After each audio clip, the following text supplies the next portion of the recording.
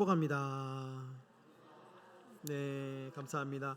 수사감사절 이 모양 저 모양으로 참 기도해 주시고 또 준비해 주신 우리 성도님들께 대단히 감사드리고, 네, 이제 사랑방 전도 축제를 올해 이제 처음 했는데요. 여러분들 기도하시면서 많이 또 마음에 부담도 있으셨을 거고, 참 이렇게 기도를 많이 하셨을 건데요. 함께 동참해 주셔서 너무 감사드리고, 네, 우리가 또 계속해서 기도하면서 우리 교회는 참 전도하는 교회, 네, 늘 때를 얻든지 못 얻든지 늘 하나님 말씀 전하고, 네, 그래서 어떠한 사람이든지 이곳에 와서 은혜 받고 함께 신앙생활을 할 수 있는 그런 교회를 만들어갈 수 있도록 여러분들 계속해서, 이제 사랑방 전도 축제는 오늘로서 끝이 나지만 우리의 전도는 끝이 나는 것이 아니죠. 네, 계속해서 전도할 텐데요.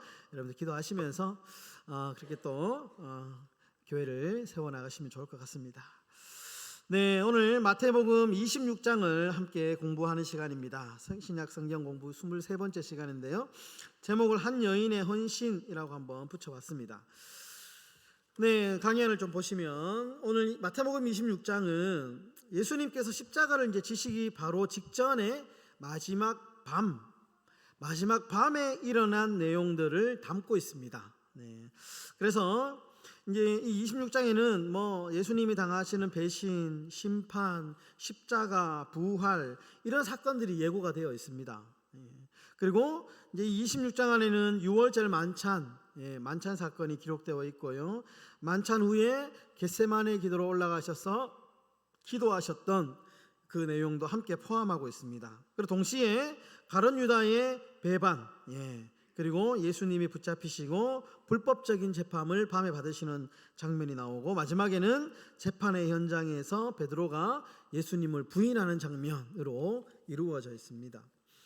구절을 한번 보시면 총 4부분으로 나눌 수 있습니다. 첫 번째는 1절부터 16절까지 보시면 예수님의 죽음에 대한 두 사람의 태도가 비교되고 있습니다. 한 사람은 이제 오늘 본문에 읽었던 한 여자의 이야기를 소개하고 있습니다. 한 여자가 향유옥합을 깨트려서 예수님의 머리에 붓는 사건과, 그리고 가룟 유다가 예수님을 배반하는 장면, 그래서 여자와 가룟 유다를 이렇게 비교하는 첫 번째 단락이 1절부터 16절까지 내용이다. 이렇게 비교해서 읽어보시면 참 이게 성경을 읽으실 때에 되게 도움이 많이 됩니다. 두 번째는 17절부터 35절까지의 말씀인데요. 이제 유월절 최후의 만찬에 대한 이야기가 나옵니다. 잘 아는 대로 예수님 제자들과 유월절 음식을 잡수면서 가룟 유다의 배반을 이제 예언하십니다. 이 과정 중에서 이제 성찬식 제정하시고 새 언약의 시대가 시작되었다라고 이제 선언을 하십니다. 베드로는 자신이 결코 예수님을 부인하지 않을 것이다. 여기서 이제 호언장담을 하게 됩니다. 세 번째로 36절부터 46절까지 말씀인데요. 겟세마네 기도의 사건이 기록되고 있습니다. 유월절 최후의 만찬을 마치시고 예수님은 겟세마네 동산에서 기도하시죠. 아버지의 뜻대로 되기를 간구합니다. 이렇게 기도합니다. 제자들은 자고 있었고 그들에게 육신의 약함을 이겨야 한다, 그렇게 권면하는 사건이 오늘 세 번째 겟세마네 기도의 사건입니다. 마지막으로 47절부터 이제 74절 마지막 절까지 오늘 말씀 75절까지 말씀은 붙잡히시고 재판받으시는 예수님의 이야기가 담겨져 있습니다. 가룟 유다가 배반하고 그 이제 대제사장과 장로들이 보낸 사람들에게 예수님이 붙잡히시죠. 그리고 대제사장 가야바에게 불법적인 재판을 받습니다. 여러 가지 이제 가짜 증인을 세우고 여러 가지 이제 신성모독죄로 예수님을 고발하는 장면들이 나오고요. 이제 그리고 마지막에 예수님께서 예언하신 대로 이제 그 현장에서 베드로가 예수님을 3번 부인하고 후회하는 이런 일련의 사건들로 기록이 되어 있습니다. 오늘 도움말을 조금 이제 보시면 이제 좀 중요한데요. 성찬의 다양한 견해, 오늘 보면 성만찬을 예수님께서 제정을 하시는데 우리도 이제 다음 주에 성찬을 하잖아요. 이제 그 어떤 성찬의 다양한 견해가 좀 알 필요가 있습니다. 여러분 아실 분들도 아시겠지만 로마 천주교가 생각하는 성찬이 있고요. 그리고 이제 루터, 쯔빙글리, 이제 칼빈 이렇게 이제 4가지의 성찬에 대한 견해가 있는데요. 첫 번째로 이제 로마 카톨릭은 화채설이라고 하는 이제 그 신학적인 교리를 받습니다. 무슨 말이냐면 실제로 이 사람들은 이제 거의 성찬을 매주마다 하거든요. 매주마다 거의 요만한 이렇게 이제 뭐 이렇게 박살 뭐 얇은 그런 전병 같은 걸로 이렇게 합니다. 거의 매주마다 하는데 실제로 떡과 포도주가 화채, 몸으로 변화되었다. 이 사람들은 어떻게 믿냐면 이 먹고 마실 때 입으로 들어가는 순간 이거 실질적인 예수님의 살과 피로 변한다 이렇게 믿습니다. 화채설이라고 하죠.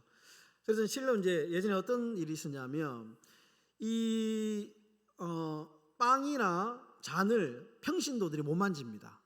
천주교에서는 이게 이제 뭐 옮기다가 사제가 이제 쏟았어요. 바닥에 확 쏟으니까 이제 청소를 해야 되는데 성도들은 만지지를 못하거든요. 절대로 만지면 안 됩니다. 그러니까 사제들이 막 이렇게 청소했다라는 그런 이야기가 있습니다. 그 정도로 이 천주교에서는 성찬식, 성만찬에 대한 각별한 화채, 입으로 들어가는 순간 이것이 실제 예수님의 몸과 예수님의 피로 변한다 이렇게 믿습니다. 우리하고 많이 다르죠. 화채설.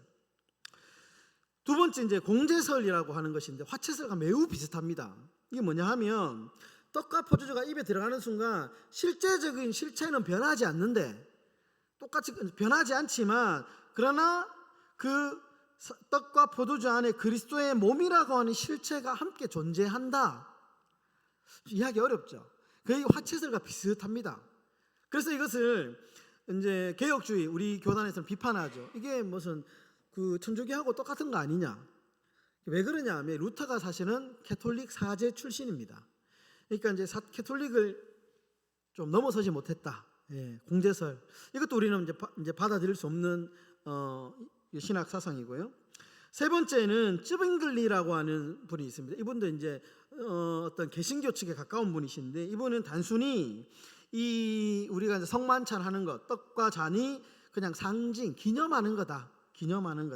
그리스도의 고난을 기념한다. 거기 안에 뭔가 깊은 신학적인 뭐 이런 그 의미를 둘 필요가 없다. 그래서 이제 이것을 이야기하는 사람들은 성만찬에 대해서 그렇게 거룩한 예식으로 생각하지 않습니다. 우리가 이제 보통 우리는 그렇게 하잖아요. 성만찬 받기 전에 혹시나 자신의 죄가 생각나거나 그렇게 하면 받지 말라 하잖아요. 그리고 옆에 있는 애들한테 함부로 먹이지 말라 하잖아요. 그리고 이제 이 성만찬 할 때 자기가 일단 굉장히 제약이 좀 있잖아요. 근데 기념설을 주장하는 사람들은 그렇지 않습니다. 옆에 있는 애들한테 먹이고 그냥 가볍게 그냥 그렇게 큰 비중을 여기 두지는 않습니다. 네 번째 칼빈은 이제 칼뱅의 영적 임재설. 우리는 개신교 영적 임재설을 우리는 이제 받아들입니다. 우리는 이제 이 기준에 따라서 하는 건데요. 떡과 포도주에 그리스도가 영적으로 임재한다고 우리는 믿습니다. 성찬할 때에 그리스도의 피와 몸과 피가 그 안에서 실제로 그러나 영적으로 임하시고 따라서 성찬에 참여하는 성도들이 그리스도의 십자가 사역의 의미를 영적으로 체험한다 라고 우리는 영적인 임재설을 받아들입니다. 그래서 모든 우리 이제 대한예수교 장로회 합동측의 교회들은 칼빈의 영적 임재선을 우리가 믿고 이대로 우리는 시행하고 있다라는 것을 여러분들 참고적으로 아시면 도움이 될 것 같습니다. 그리고 우리 성찬을 참여함으로 우리가 늘 우리의 몸을 살피고 우리가 한 주간 동안 성찬하기 한 주간 동안 이제 우리가 더 거룩한 삶을 살도록 그래서 성찬의 거룩한 성찬 예식에 우리가 정말 진지하게 참여할 수 있도록 우리의 몸을 살피는 이유가 바로 여기에 있다라는 것을 기억하시면 좋을 것 같습니다. 이제 성경 묵상 잠시 보도록 하겠습니다. 첫 번째, 하나님의 계획은 인간의 계획에 의해서 방해받거나 변경되지 않습니다. 오늘 가룟 유다의 배반 사건을 보면 그렇습니다. 종교 지도자들이 예수님을 죽이려는 계획을 유월절로 앞당기게 된 결정적인 사건이 뭐냐? 가룟 유다의 배반 사건입니다. 결론적으로 말하면 예수님이 죽으시고 예수님의 구원 계획은 철저하게 어떻게 보면 인간적인 눈으로 가룟 유다의 한 배반의 사건 때문에 일어난 것 같지만, 그러나 모든 시간과 모든 계획은 철저하게 하나님의 시간과 방법으로 이 일들이 이루어가고 있다라는 것입니다. 우리 삶의 모든 계획도 마찬가지죠.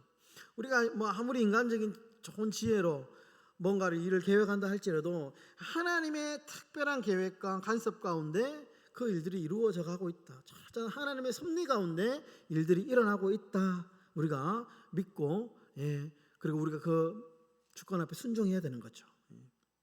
두 번째 보면 갑진 낭비라는 게 있습니다. 갑진 낭비. 오늘 이제 한 여인의 사건을 통해서 예수님 머리에 향유를 부은 한 여자의 모습 가운데 참 제자들은 이거 낭비다, 쓸데없는 낭비다 이렇게 이야기했지만 예수님은 여인의 행동을 칭찬하시죠. 낭비다 그렇게 말씀하지 않습니다. 그러니까 낭비라고 다 같은 낭비가 아니다라는 거죠. 낭비라고 다 같은 낭비 아닙니다. 잃어버린 영혼을 찾기 위한 낭비는 거룩한 낭비다. 이것은 하나님이 기억하시고 하나님께서 특별히 간섭하시고 하나님의 은혜가 임하는 거룩한 낭비다라는 것을 우리가 기억하고, 우리 교회가 사역을 할 때에 어떻게 보면 매주마다 우리가 붕어빵을 그냥 공짜로 나누어 주는 것 요즘에 비싸거든요. 붕어빵 비쌉니다. 한 개 나눠주는 것 인간적인 시각으로 보면 낭비죠. 돈 낭비입니다. 그러나 하나님의 시선으로 바라볼 때는 이것은 거룩한 낭비죠. 거룩한 낭비. 결코 의미 없는 행동이 아니다.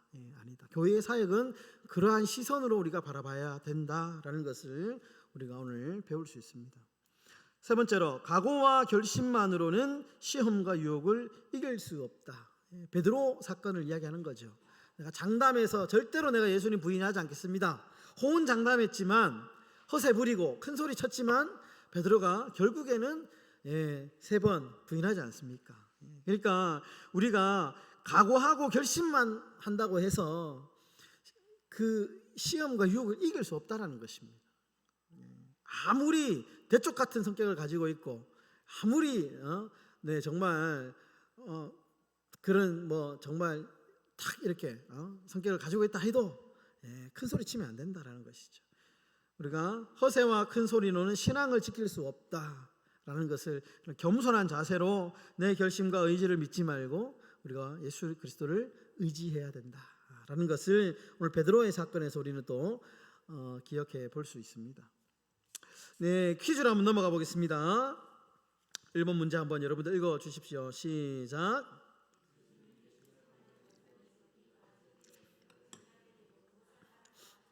무엇을 하라고 하셨습니까? 기도하라 그렇게 말씀하시죠. 기도하라. 41절에 41절 말씀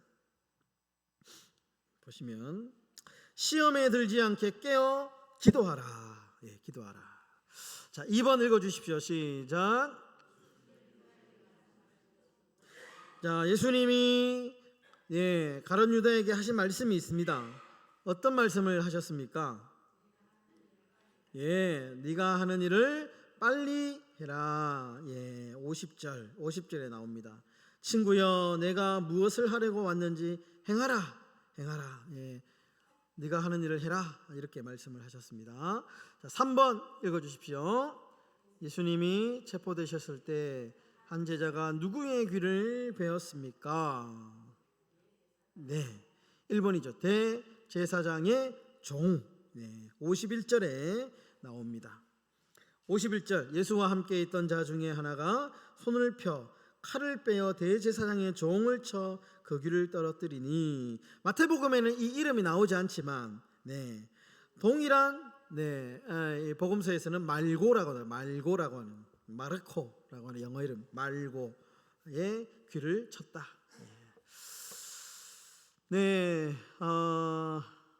4번 읽어 주십시오. 시작. 예수님을 잡으러 온 사람들은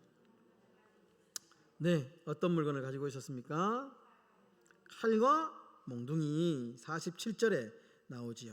47절에 큰 무리가 칼과 몽둥이를 가지고 그와 함께 하였더라. 47절에 나옵니다. 자, 5번 읽어 주십시오. 시작. 네, 무엇을 찾고 있었습니까? 네, 네, 증거, 증인 맞습니다. 1번. 예, 59절에 나옵니다. 59절에 보시면 대제사장들과 온 공회가 예수를 죽이려고 그를 칠 거짓 증거를 찾았다. 예, 거짓 증인을 찾고 있었다라는 것입니다. 자, 이제 주관식 문제입니다. 6번 읽어 주십시오. 겟세마네 동산에서 예수님이 기도하실 때 예수님은 어떤 감정을 느끼셨습니까? 네, 어떤 감정을 느끼셨을까요? 37절에 나옵니다. 예, 고민하고 슬퍼하는 감정, 예, 고민과 슬픔의 감정. 예, 37절에 보시면 네, 고민하며 슬퍼했다, 괴로워했다, 괴로운 감정을 느끼셨다. 7번 읽어주십시오. 시작. 예, 무슨 일이 일어났습니까? 네, 74절에 보시면 곧 닭이 울더라. 예, 닭이 울더라. 그렇게 이제 이야기하고 있습니다. 네, 8번 OX 퀴즈입니다. 8번 읽어주십시오. 시작. 예수님은 최후의 만찬 전 제자들에게 자신의 몸과 피를 상징하는 빵과 포도주를 나누어 주셨습니다. 맞으면 O, 틀리면 X. 네, 네, O라고 생각하시는 분 한번 손들어 보십시오. X 손들어 보십시오. 네, 나머지는 다 기권이십니까? 함정이 있습니다. 문제에 X입니다. 만찬 전이 아니고 맞습니다. 예, 먹는 중에, 만찬 중에 예수님께서 몸과 피를 이렇게 하셨죠. 제가 함정을 좀 파놨습니다. 최후의 만찬 전이라고 일부러 제가 좀 함정을 팠습니다. 네, 17절에서 29절에 나오죠. 자, 9번 읽어주십시오. 시작. 대제사장의 집에서 베드로가 처음으로 예수님을 부인했을 때 그를 알아본 사람은 한 여인이었다. 맞으면 O, 틀리면 X.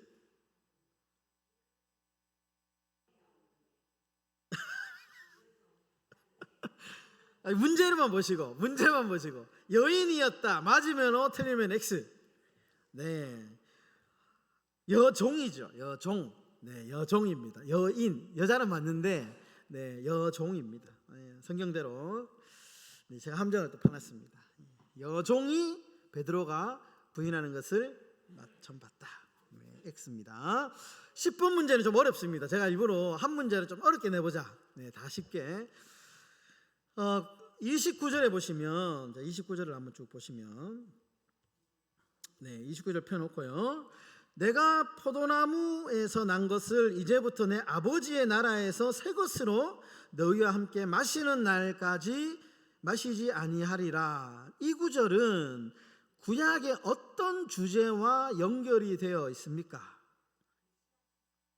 1번 예루살렘 성전의 멸망, 2번 메시아 사상, 3번 새 언약의 완성, 4번 언약 사상. 어려운데요. 자, 1번이라고 생각하시는 분 한번 손 들어보세요. 1번 예루살렘의 멸망이다. 이 구절은 멸망과 관련됐다. 네, 손 내리시고. 2번 메시아 예수 그리스도가 이제 메시아잖아요. 구약 사람 메시아 사상이다. 2번 몇 분 들으셨습니다. 손 내리시고. 3번 새 언약의 완성이다. 네, 많으시네요. 맞습니다. 자, 내리시고. 4번 언약 사상이다. 이거는 하나님의 언약 사상을 기반으로 한 구절이다. 네, 정답은 3번입니다. 새 언약. 네, 새 언약. 네, 아주 2번하고 좀 비슷하죠. 근데 헷갈리죠. 여기서 새 것으로, 그죠? 이제 여기하고 연결되는 게 새 포도주는 새 부대에게, 새 언약. 예수님께서 오시기 전에는 옛 언약이죠. 구약의 옛 언약. 근데 예수님이 이 땅에 오심으로 옛 언약은 폐기되고 새로운 언약이 완성이 되죠. 그 이야기가 바로 오늘 핵심이다라는 것입니다. 네, 어렵지만 좀 의미가 있는 것입니다. 그렇죠? 그래서 우리가 구약에 뭐 이제 짐승을 잡아가지고 피를 흘려가지고 제사 지내지 않습니다. 음식법 지키지 않고요, 율법 그런 거 지키지 않습니다. 왜냐하면 예수님께서 구약의 모든 율법을 다 완성하신 새로운 약속, 새로운 질서가 되시기 때문에 그렇습니다. 네, 여러분들 오늘 말씀을 가시면 26장을 읽어 보시고요. 네, 오늘 특별히 이 여인의 헌신, 네, 저는 그렇게 생각합니다. 우리가 오늘 추수감사절의 정신이 뭐냐, 좀 나누자 그랬잖아요. 나누기 위해서는 뭐가 필요하냐? 헌신이 필요합니다. 예, 헌신이 필요합니다. 내가 희생해야 됩니다. 그래야지 내가 좀 나눌 수 있거든요. 우리 추수감사절 맞이하면서 오늘 우리 삶 가운데 참 나누고 헌신하고 베풀고 희생하는 그런 이 십자가의 정신을 한 주간 또 깊이 묵상하시면서 살아가시는 저와 여러분들의 삶이 되시기를 주의 이름으로 축원합니다.